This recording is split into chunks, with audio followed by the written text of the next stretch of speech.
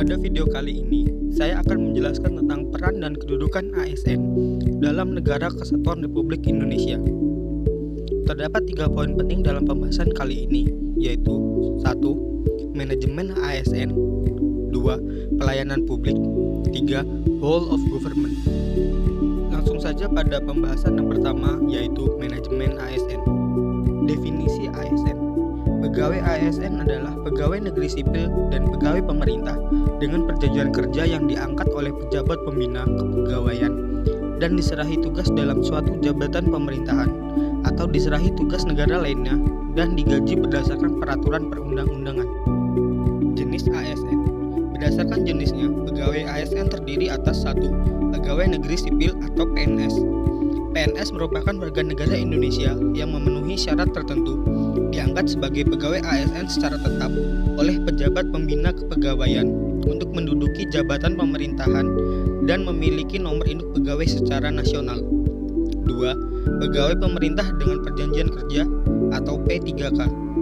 P3K adalah warga negara Indonesia yang memenuhi syarat tertentu yang diangkat berdasarkan perjanjian kerja untuk jangka waktu tertentu dalam rangka melaksanakan tugas pemerintahan sesuai dengan kebutuhan instansi pemerintah dan ketentuan perundang-undangan.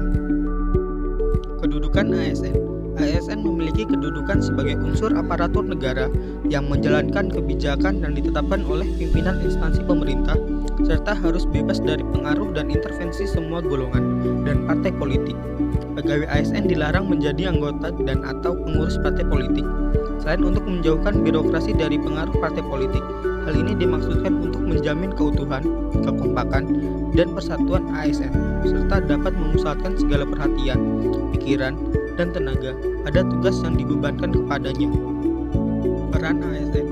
Pegawai ASN memiliki peran sebagai perencana, pelaksana, dan pengawas penyelenggaraan tugas umum pemerintahan dan pembangunan nasional melalui pelaksanaan kebijakan dan pelayanan publik yang profesional, bebas dari intervensi politik, serta bersih dari praktik korupsi, kolusi, dan nepotisme.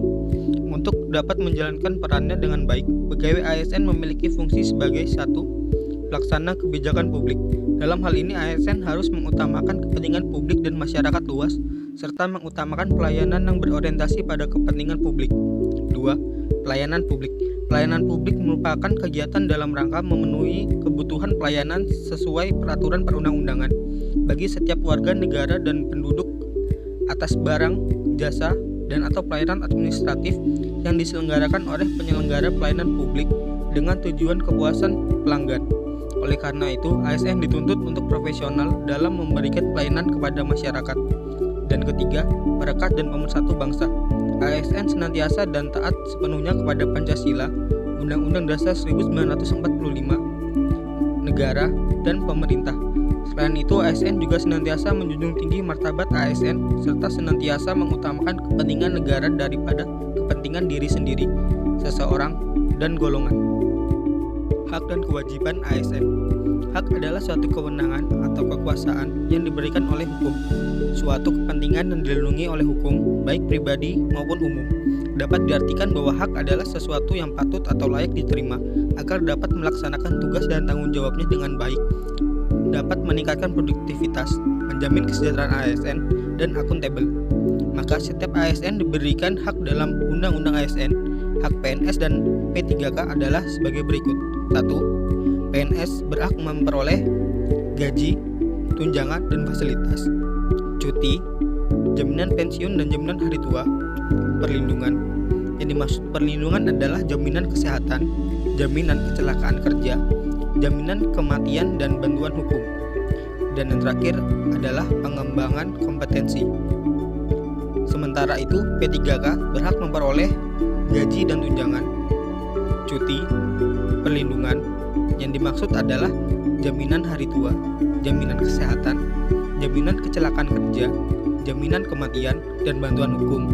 Dan terakhir, pengembangan kompetensi. Kewajiban ASN. Kewajiban adalah suatu beban atau tanggungan yang bersifat kontraktual. Dengan kata lain, kewajiban adalah sesuatu yang sepatutnya diberikan. Dalam Undang-Undang ASN disebutkan kewajiban pegawai ASN antara lain 1. Setia dan taat pada Pancasila, Undang-Undang Dasar Negara Republik Indonesia tahun 1945, Negara Kesatuan Republik Indonesia dan pemerintah yang sah. 2.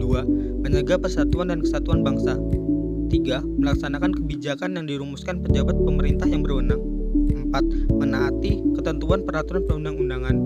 5. Melaksanakan tugas kedinasan dengan penuh pengabdian, kejujuran, kesadaran, dan tanggung jawab. 6.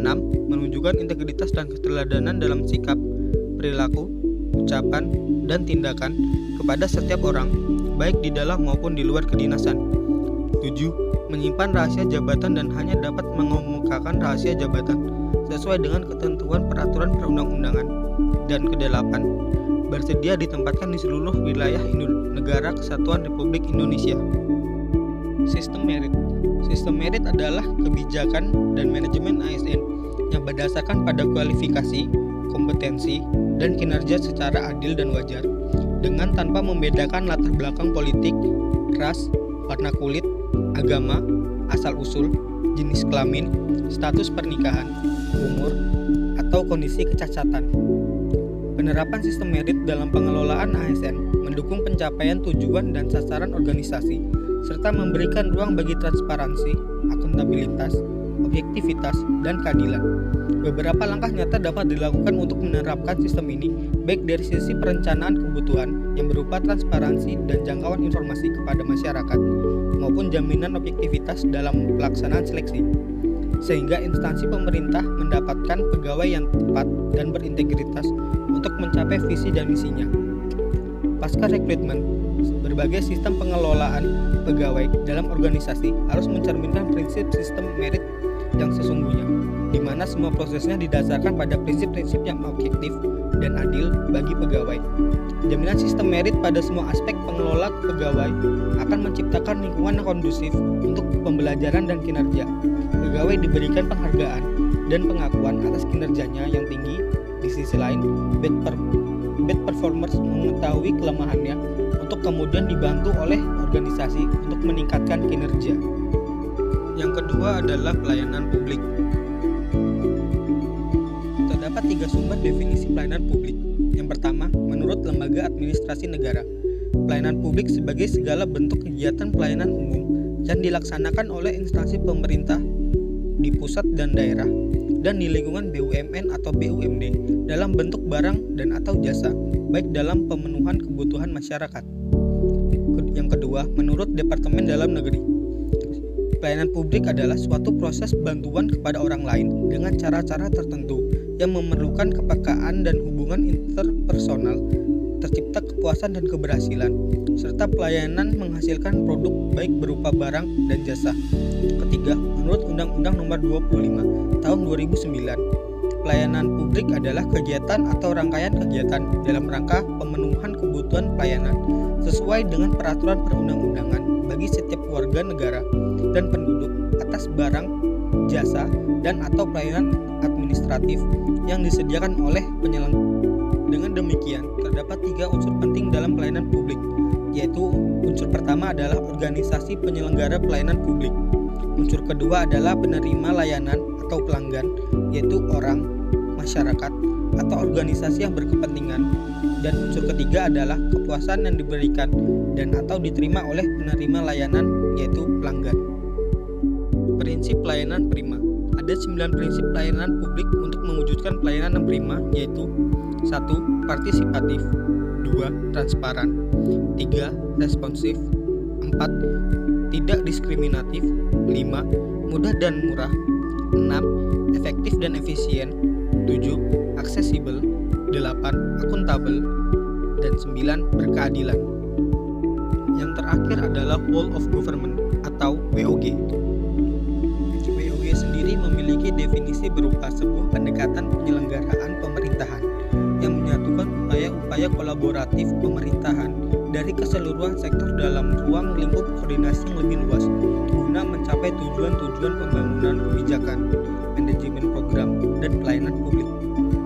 Oleh karenanya, WOG juga dikenal sebagai pendekatan interagensi, yaitu pendekatan yang melibatkan sejumlah kelembagaan yang terkait dengan urusan-urusan yang relevan.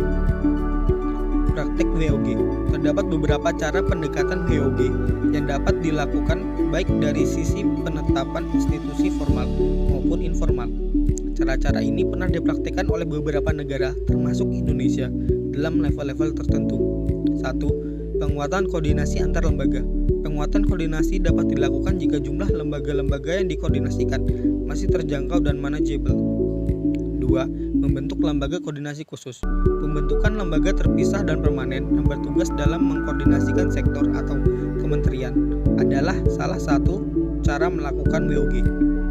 3. Membentuk gugus tugas. Gugus tugas merupakan bentuk pelembagaan koordinasi yang dilakukan di luar struktur formal yang sifatnya tidak permanen. 4. Koalisi sosial. Koalisi ini memerlukan bentuk informal dari penyatuan koordinasi antar sektor atau lembaga tanpa perlu membentuk pelembagaan khusus dalam koordinasi ini. Asas implementasi WOG berdasarkan Undang-Undang Nomor 28 Tahun 1999 tentang penyelenggaraan negara yang bersih dan bebas dari korupsi, kolusi, dan nepotisme, telah ditetapkan asas-asas umum penyelenggaraan negara yang harus menjadi acuan dalam penyelenggaraan negara dan pemerintahan negara oleh aparatur negara, yaitu 1. Asas kepastian hukum. 2. Asas kepentingan umum. 3. Asas akuntabilitas. 4. Asas proporsionalitas. 5. Asas profesionalitas. 6. Asas keterbukaan. 7. Asas efisiensi. Dan 8. Asas efektivitas. Sekian penjelasan dari saya. Jika terdapat kata yang kurang berkenan, saya ucapkan mohon maaf. Dan saya akhiri. Sekian dan terima kasih.